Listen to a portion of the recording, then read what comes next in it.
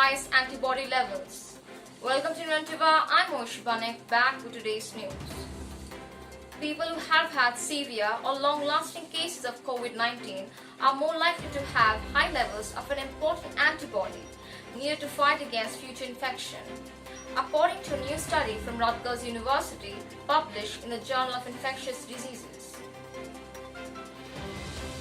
The published paper, Determinants and Dynamics of SARS-CoV-2 Infection in a Diverse Population, 6-month evaluation of a prospective cohort study, was part of the larger Rutgers Corona cohort study, which followed 548 healthcare workers and 283 others from the start of the pandemic. The researchers found that within 6 months of the start of the study, more than 93 of the total 831 participants tested positive for SARS-CoV-2 or for antibodies.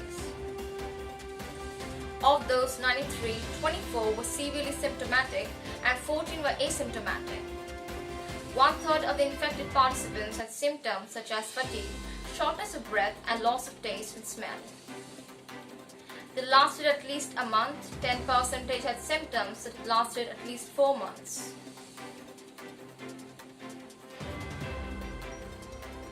Most people infected by SARS-CoV-2 develop antibodies. The study showed that antibody production varied based on severity of symptoms. 96% of participants who had severe symptoms were found to have IgG antibodies compared to 89% with mild to moderate symptoms and 79% who were asymptomatic. Neurological changes including brain fog and problems with memory or vision were infrequent among infected participants but did tend to last for many months when they occurred. Notably, having persistent symptoms was also associated with having high antibody levels over time. We know from other research that vaccination further enhances immune protection and sometimes even helps ease long-term symptoms. A Rutgers University press release quoted co-lead author Daniel B. Horton as saying,